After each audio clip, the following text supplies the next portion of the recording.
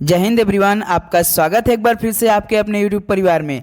तो साथियों, आज हम बात करने वाले हैं आपके आर्मी अग्निवीर परीक्षा के लिए जीके के ऐसे प्रश्न जो आपके परीक्षा में अति महत्वपूर्ण साबित हो सकते हैं। तो साथियों, आज इस क्लास में हम ऐसे सवाल लिए हैं जो आपके परीक्षा में मतलब कन्फर्म है कि एक या दो सवाल ऐसे आपके परीक्षा में पूछा ही जाता है।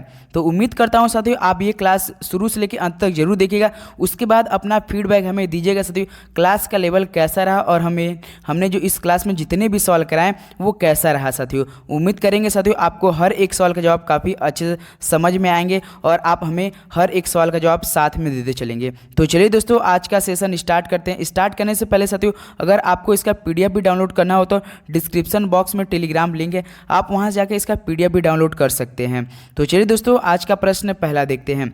तो देखिए, पिट्स इंडिया एक्ट कब बना था? तो साथियों, पिट्स इंडिया एक्ट कब बना था? तो याद रखिएगा सभी लोग साथियों, 1784 ईस्वी में बना था। कब बना था? 1784 ईस्वी में। तो डी ऑप्शन क्या बनेगा? बिल्कुल करेक्ट ऑप्शन बनेगा साथियों। देखिए साथियों, हमारे पास समय थोड़ा सा कम है, तो अब हम जितने इन थोड़े समय में जितने अधिक से इंपॉर्टेंट सवाल हल करेंगे हमारे लिए उतना ही फायदा होने वाला है। तो डेली हम साथियों आपके लिए ऐसी क्लास प्रोवाइड करें जो कि आपके परीक्षा के लिए अति महत्वपूर्ण साबित हो सकता है। तो चलिए देखते हैं आज का प्रश्न सेकंड दिया है साथियों, भारतीय सांप्रदायिकता का जनक किसे कहते हैं? तो साथियों, भारतीय सांप्रदायिकता का जनक किसे कहते हैं? Lord Minto, Lord Chelmsford, Lord Mayo या लॉर्ड वेलेजली को? तो याद रखिएगा साथियों, जो आपका भारतीय सांप्रदायिकता का जनक कहते हैं वो आपके लॉर्ड मिंटो कहते हैं। किसे साथियों? लॉर्ड मिंटो के। ये ऑप्शन क्या हो जाएगा? राइट ऑप्शन हो जाएगा। तो चलिए नेक्स्ट बढ़ते हैं, अगला सवाल देखते हैं। क्वेश्चन नंबर 3 दिया है, हैदराबाद रियासत का विलय किस ऑपरेशन के तहत हुआ था? ऐसे सवाल साथियों इस क्लास में होंगे जो आपके परीक्षा में एक या दो सवाल तो 100% कन्फर्म है कि देखने को मिलेगा ही मिलेगा। तो देखिए साथियों, क्वेश्चन नंबर 3 दिया है, हैदराबाद रियासत का विलय किस ऑपरेशन के तहत हुआ था? तो याद रखिएगा साथियों, जो आपका ऑपरेशन पालो स्टार था उसके तहत हुआ था। किसके तहत साथियों? ऑपरेशन पालो स्टार। तो सी ऑप्शन क्या बनेगा? राइट ऑप्शन हो जाएगा। तो चलिए नेक्स्ट बढ़ते हैं, अगला सवाल देखते हैं। क्वेश्चन नंबर 4 देखिए, माउंटबेटन योजना कब बनी थी? तो साथियों, माउंटबेटन योजना कब बनी थी?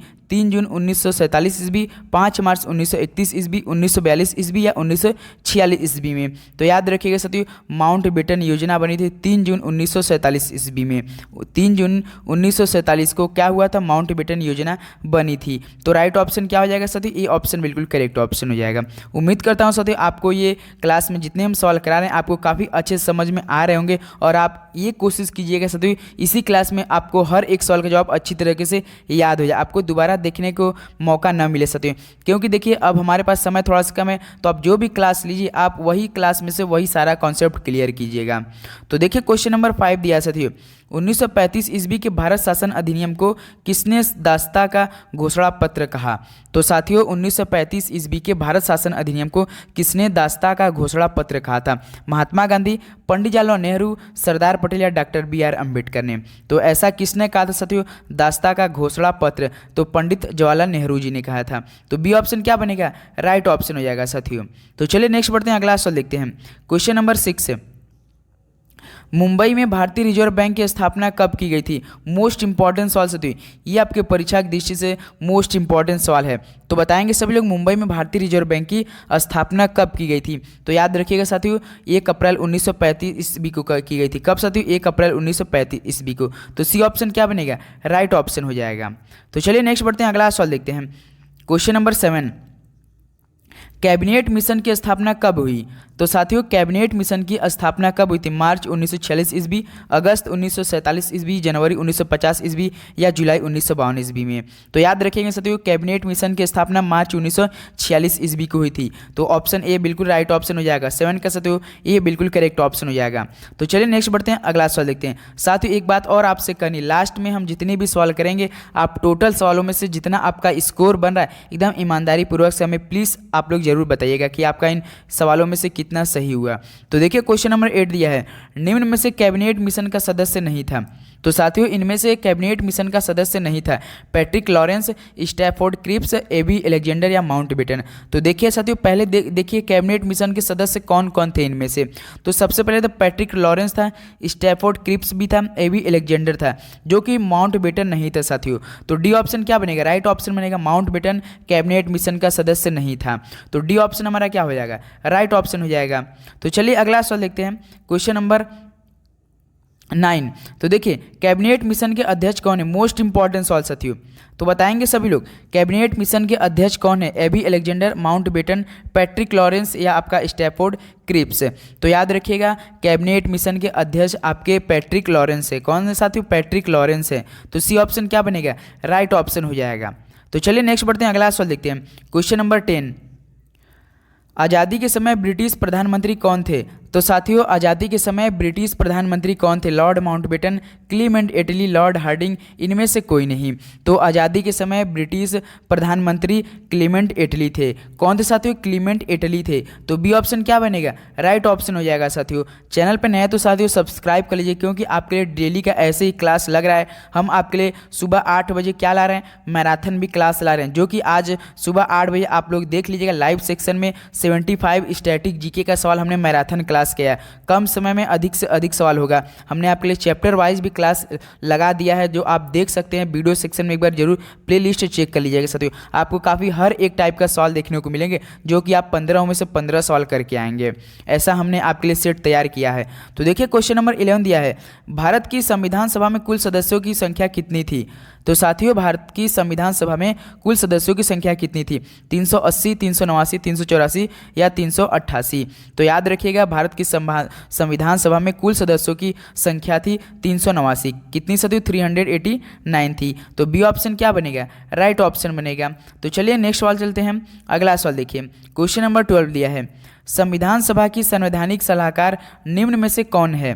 तो साथियों संविधान सभा की संवैधानिक सलाहकार निम्न में से कौन है, बेनेगल नरसिंह राव, भीमराव अंबेडकर, वल्लभ भाई पटेल या सच्चिदानंद सिन्हा। तो आपको पता होगा साथियों जो संविधान सभा की संवैधानिक सलाहकार किसे माना गया, तो बेनेगल नरसिंह राव को माना गया था। तो ये ऑप्शन क्या हो जाएगा, राइट ऑप्शन हो जाएगा, बेनेगल नरसिंह राव हो जाएगा। तो चलिए नेक्स्ट बढ़ते हैं, अगला सवाल देखते हैं, क्वेश्चन नंबर 13। संविधान सभा की प्रथम बैठक कब हुई थी, मोस्ट इंपॉर्टेंट सवाल साथियों। आपको हर एक टाइप से सवाल हम कराएंगे कि आपका परीक्षा में एक भी सवाल छूटे ना साथियों। बस आपसे रिक्वेस्ट है कि आप हर एक सवाल अच्छे से देखकर याद भी करते चलेंगे साथ में। एक बार आप इसका PDF डाउनलोड कर पढ़ लीजिएगा साथियों, इससे आपको और भी अच्छी तरीके से याद हो जाएगा। संविधान सभा की प्रथम बैठक कब हुई थी, तो याद रखिएगा 9 दिसंबर 1946 ईस्वी को। कब साथियों, 9 दिसंबर 1946 ईस्वी को। तो सी ऑप्शन क्या बनेगा, राइट ऑप्शन हो जाएगा। संविधान सभा की प्रथम बैठक 9 दिसंबर 1946 ईस्वी की हुई थी। तो चलिए नेक्स्ट बढ़ते हैं, अगला सवाल देखते हैं, क्वेश्चन नंबर 14। संविधान सभा के अस्थायी अध्यक्ष निम्नलिखित में से कौन है। तो साथियों देखिए आपसे सवाल पूछ रहा है, संविधान सभा के अस्थाई पूछ रहा है, केवल अस्थाई नहीं पूछ रहा है, केवल अस्थाई पूछ रहा है। तो आप लोग इसमें काफ़ी कंफ्यूजन होते हैं कि अस्थाई अस्थाई कौन होते हैं। तो देख लीजिएगा जो संविधान सभा के अस्थाई अध्यक्ष थे वो निम्नलिखित में से कौन थे, डॉक्टर राजेंद्र प्रसाद थे। कौन थे साथियों, डॉक्टर राजेंद्र प्रसाद। तो सी ऑप्शन बिल्कुल राइट ऑप्शन। अस्थाई आपका सच्चिदानंद सिन्हा थे, केवल अस्थाई सदस्य अध्यक्ष थे डॉक्टर राजेंद्र प्रसाद, अस्थाई सच्चिदानंद सिन्हा है। तो ध्यान रखिएगा साथियों, काफ़ी महत्वपूर्ण सवाल है ये। तो चलिए नेक्स्ट बढ़ते हैं, अगला देखते हैं, क्वेश्चन नंबर 15। तिरंगे में शौर्य का प्रतीक किसे माना जाता है। तो साथियों तिरंगे में शौर्य का प्रतीक किसे माना जाता है, केसरिया, सफेद, हरा या इनमें से कोई नहीं। तो याद रखिएगा साथियों तिरंगे में शौर्य का प्रतीक केसरिया को माना जाता है। तो ए ऑप्शन क्या हो जाएगा, राइट ऑप्शन हो जाएगा। 15 का साथियों क्या बन रहा है, ये बिल्कुल करेक्ट ऑप्शन हो जाएगा। तो चलिए नेक्स्ट बढ़ते हैं, अगला सवाल देखते हैं। क्वेश्चन नंबर 16 क्या दिया है, तिरंगे की लंबाई व चौड़ाई का अनुपात कितना होता है। तो साथियों जो आपका तिरंगा होता है उसकी लंबाई व चौड़ाई का अनुपात कितना होता है, 2:4, 3:2, 4:2 या 4:1। तो बताइए साथियों कितना होता है, 3:2 होता है। कितना होता है साथियों, 3:2 होती है। तो बी ऑप्शन क्या बनेगा, राइट ऑप्शन बनेगा साथियों। 16 का बी बिल्कुल करेक्ट ऑप्शन हो जाएगा। तो चलिए नेक्स्ट बढ़ते हैं, अगला सवाल देखते हैं। Question number 17। तो देखिए संविधान को कब लागू किया गया? तो साथियों संविधान को कब लागू किया गया? 24 जनवरी 1950 ईस्वी, 26 जनवरी 1950 ईस्वी, 15 अगस्त 1947 ईस्वी या 15 अगस्त 1947 ईस्वी को? ये सवाल तो आप लोग करेक्ट ऑप्शन बताएंगे साथियों। संविधान को कब लागू किया गया था? तो 26 जनवरी 1950 ईस्वी को लागू कर दिया गया था। तो बी ऑप्शन क्या बनेगा साथियों? राइट ऑप्शन बनेगा। तो चलिए नेक्स्ट बढ़ते हैं, अगला सवाल देखते हैं। क्वेश्चन नंबर 18, संविधान सभा की अंतिम बैठक कब हुई? तो दोस्तों संविधान सभा की अंतिम बैठक कब हुई थी? 26 जनवरी 1950 ईस्वी, 15 अगस्त 1947 ईस्वी, 24 जनवरी 1950 ईस्वी या इनमें से कोई नहीं? तो याद रखिएगा संविधान सभा की अंतिम बैठक हुई थी 24 जनवरी 1950 ईस्वी को। कब दोस्तों? 24 जनवरी 1950 ईस्वी को। सी ऑप्शन बिल्कुल राइट ऑप्शन है। आप लोग अच्छे से साथियों, आपसे रिक्वेस्ट है कि आप हर एक सवाल अच्छे से याद भी करते चलेंगे साथियों। एकदम आराम से हम सरल भाषा में आपको बताते चल रहे हैं।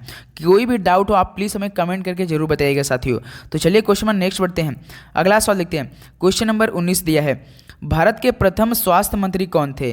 तो साथियों भारत के प्रथम स्वास्थ्य मंत्री कौन थे? तो याद रखेंगे सभी लोग, भारत के प्रथम स्वास्थ्य मंत्री राजकुमारी अमृत कौर थी। कौन साथियों? राजकुमारी अमृत कौर थी। तो सी ऑप्शन क्या बनेगा? राइट ऑप्शन, भारत के प्रथम स्वास्थ्य मंत्री राजकुमारी अमृत कौर। तो सी ऑप्शन बिल्कुल राइट ऑप्शन हो जाएगा। तो चलिए अगला सवाल देखते हैं। क्वेश्चन नंबर 20, स्वतंत्र भारत की प्रथम महिला राज्यपाल कौन थी? तो बताइए स्वतंत्र भारत की प्रथम महिला राज्यपाल कौन थी? शारदा मुखर्जी, विजय लक्ष्मी पंडित, मार्गरेट अल्वा या सरोजिनी नायडू? तो साथियों स्वतंत्र भारत की प्रथम महिला राज्यपाल वो थी सरोजिनी नायडू। तो डी ऑप्शन क्या बनेगा? राइट ऑप्शन बनेगा साथियों, सरोजिनी नायडू जो कि स्वतंत्र भारत की प्रथम महिला राज्यपाल थी। तो चलिए नेक्स्ट बढ़ते हैं, अगला सवाल देखते हैं। क्वेश्चन नंबर 21, गणतंत्र भारत की प्रथम महिला राज्यपाल कौन थी? तो बताइए साथियों, अब इस सवाल का जवाब सभी लोग बताएंगे। गणतंत्र भारत की प्रथम महिला राज्यपाल कौन थी? पद्मा नायडू, सुचिता कृपलानी, मार्गरेट अल्वा या इनमें से कोई नहीं? तो इस सवाल का राइट ऑप्शन क्या बनेगा? गणतंत्र भारत की प्रथम महिला राज्यपाल तो पद्मजा नायडू थी। कौन थे साथियों? पद्मजा नायडू। तो ए ऑप्शन क्या बनेगा? राइट ऑप्शन में जाएगा साथियों 21 का साथियों ए ऑप्शन बिल्कुल करेक्ट ऑप्शन हो जाएगा। तो चलिए नेक्स्ट बढ़ते हैं, अगला सवाल देखते हैं। क्वेश्चन नंबर 22, भारत की प्रथम महिला मुख्यमंत्री कौन थी? तो साथियों भारत की प्रथम महिला मुख्यमंत्री कौन थी? जयललिता, पद्मजा नायडू, सुचिता कृपलानी, विजय लक्ष्मी पंडित? तो बताएंगे सभी लोग साथियों भारत की प्रथम महिला मुख्यमंत्री कौन थी? एक सवाल साथियों, एक सेकंड देखते हैं क्या ये सवाल दोनों करेक्ट एक से सेम था क्या? गणतंत्र भारत की प्रथम महिला राज्यपाल, ये सवाल क्या पूछा है? भारत की प्रथम महिला राज्यपाल स्वतंत्र भारत के, देखिए स्वतंत्र भारत का ही, ये गणतंत्र भारत का दिया है। तो आप लोग ध्यान से देखेंगे साथियों अच्छे से। तो क्वेश्चन नंबर 22 का राइट ऑप्शन क्या बनेगा? सभी लोग बताएंगे भारत की प्रथम महिला मुख्यमंत्री कौन थी?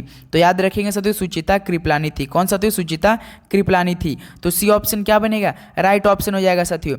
तो चलिए नेक्स्ट बढ़ते हैं, अगला सवाल देखते हैं। क्वेश्चन नंबर 23, आप लोग कन्फ्यूजन ना होइएगा, स्वतंत्र और गणतंत्र इसमें आप ध्यान रखकर चलेंगे साथियों। ऐसे सवाल आते हैं जो कि कंफ्यूज क्रिएट हमको कर देते हैं, आप लोग एकदम अच्छे से क्लियर कर लीजिएगा। तो देखिए क्वेश्चन नंबर 23, संघ शक्ति समिति के अध्यक्ष कौन है? तो साथियों संघ शक्ति समिति के अध्यक्ष कौन है? तो पंडित जवाहरलाल नेहरू, सरदार पटेल, जेबी कृपलानी या राजेंद्र प्रसाद? तो याद रखेंगे सभी लोग पंडित जवाहरलाल नेहरू। कौन थे साथियों? पंडित जवाहरलाल नेहरू। संघ शक्ति समिति के अध्यक्ष पंडित जवाहरलाल नेहरू। ऑप्शन ए बनेगा राइट ऑप्शन। तो चलिए नेक्स्ट बढ़ते हैं, अगला सवाल देखते हैं। क्वेश्चन नंबर 24, प्रांतीय संविधान समिति के अध्यक्ष कौन है? तो साथियों प्रांतीय संविधान समिति के अध्यक्ष कौन है? बीपी मेनन, जवाहरलाल नेहरू, राजेंद्र प्रसाद या सरदार पटेल? तो याद रखिएगा प्रांतीय संविधान समिति के अध्यक्ष कौन थे? तो आपके सरदार पटेल थे। कौन दोस्तों? सरदार पटेल। तो डी ऑप्शन क्या बनेगा? राइट ऑप्शन बनेगा। तो चलिए नेक्स्ट बढ़ते हैं, अगला सवाल देखते हैं। क्वेश्चन नंबर 25, संविधान संचालन समिति के अध्यक्ष कौन है? तो बताइए संविधान संचालन समिति के अध्यक्ष कौन है? राजेंद्र प्रसाद, प्रणब मुखर्जी, के एम मुंशी या भीमराव अंबेडकर? तो याद रखिएगा संविधान संचालन समिति के अध्यक्ष डॉक्टर राजेंद्र प्रसाद। तो ए ऑप्शन क्या बनेगा? राइट ऑप्शन बनेगा साथियों 25 का। जितने लोग ए ऑप्शन में जा रहे हैं बिल्कुल राइट ऑप्शन हो जाएंगे। तो चलिए नेक्स्ट बढ़ते हैं, अगला सवाल देखते हैं। क्वेश्चन नंबर 26, प्रारूप समिति के अध्यक्ष कौन है? ये तो मोस्ट इंपॉर्टेंट सवाल, बार बार हर परीक्षा में ये सवाल रिपीट कर देता है। प्रारूप समिति के अध्यक्ष डायरेक्ट पूछता है, तो आप किस पे लगाएंगे? डॉक्टर भीमराव अंबेडकर साहब को। तो डी ऑप्शन हमारा राइट ऑप्शन हो जाएगा साथियों, प्रारूप समिति के अध्यक्ष डॉक्टर भीमराव अंबेडकर साहब हैं। तो चलिए नेक्स्ट बढ़ते हैं, अगला सवाल देखते हैं। क्वेश्चन नंबर 27, भारत की प्रथम मंत्रिपरिषद के कानून मंत्री हैं? तो साथियों भारत की प्रथम मंत्रिपरिषद के कानून मंत्री हैं पंडित जवाहरलाल नेहरू, सरदार पटेल, राजेंद्र प्रसाद या भीमराव अंबेडकर? तो याद रखिएगा साथियों, भारत के प्रथम मंत्रिपरिषद के कानून मंत्री भीमराव अंबेडकर साहब ही थे। तो डी ऑप्शन क्या बनेगा, राइट ऑप्शन बनेगा साथियों। 27 का डी बिल्कुल करेक्ट ऑप्शन हो जाएगा। तो चलिए नेक्स्ट बढ़ते हैं, अगला सवाल देखते हैं। क्वेश्चन नंबर 28, भारत के प्रथम रेल व परिवहन मंत्री कौन थे? ये भी इंपॉर्टेंट सवाल साथियों आपके परीक्षा की दृष्टि से। भारत के प्रथम रेल व परिवहन मंत्री कौन है? जान मथाई, बलदेव सिंह, जगजीवन राव या राजेंद्र प्रसाद? तो बताइए, भारत के प्रथम रेल व परिवहन मंत्री कौन थे? तो जॉन मथाई थे। कौन थे साथियों? जॉन मथाई थे। तो ए ऑप्शन क्या बनेगा, राइट ऑप्शन बन जाएगा। उम्मीद करता हूं साथियों आप हमने जितने भी सवाल इस क्लास में हम करा रहे हैं, उम्मीद करता हूं आपको काफ़ी अच्छे से समझ में आ रहे होंगे साथियों। तो देखिए क्वेश्चन नंबर 29, भारत के प्रथम शिक्षा मंत्री कौन है? तो साथियों इनमें से भारत के प्रथम शिक्षा मंत्री कौन है? बलदेव सिंह, जगजीवन राव, सरदार पटेल या अब्दुल कलाम आज़ाद? तो याद रखेंगे भारत के प्रथम शिक्षा मंत्री अब्दुल कलाम आज़ाद ही थे। तो डी ऑप्शन बिल्कुल करेक्ट ऑप्शन। आपको कभी अब्दुल कलाम आज़ाद भी देखने को मिलेंगे, तो अब्दुल कलाम आज़ाद, डी बिल्कुल राइट ऑप्शन हो जाएगा। तो चलिए नेक्स्ट बढ़ते हैं, अगला सवाल देखते हैं। क्वेश्चन नंबर 30, समवर्ती सूची किस देश से प्राप्त है? तो साथियों समवर्ती सूची किस देश से प्राप्त है? जापान, कनाडा, ऑस्ट्रेलिया या अमेरिका से? तो बताएंगे सभी लोग, समवर्ती सूची किस देश से प्राप्त हुई है? तो याद रखिएगा साथियों, ऑस्ट्रेलिया से प्राप्त हुई। सी ऑप्शन क्या बनेगा, राइट ऑप्शन बनेगा। तो साथियों इस क्लास में हमने टोटल 30 सवाल कराए। अब बताइए साथियों, आपका इन 30 सवालों में से आपका स्कोर कितना बचा? तो देखिए साथियों, आज 13 अप्रैल हो चुका है, हमारा एग्जाम 22 को है। हमारे पास मिला जुला कर केवल 8 दिन आज से बाकी है। 9वें दिन तो आपका पेपर ही है।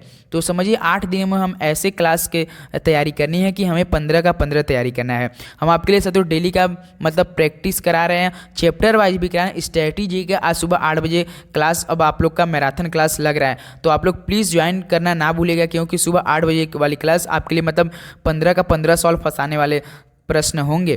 तो जरूर आप लोग ज्वाइन कीजिएगा, मज़ा आता है। साथ ही सुबह 8 बजे लाइव आप लोग से बात होती है, तो काफ़ी अच्छे से हर एक सवाल को हम लोग क्लियर करते हैं, आगे बढ़ते हैं। तो चलिए दोस्तों, आज का सेशन यही समाप्त करते हैं। इसका PDF आप लोग जरूर डाउनलोड करके अच्छे से पढ़ लीजिएगा एक बार। तो चलिए मिलते हैं नेक्स्ट वीडियो में, तब तक के लिए दोस्तों जय हिंद जय भारत। पढ़ते रहिए, सभी को ऑल द वेरी बेस्ट। धन्यवाद।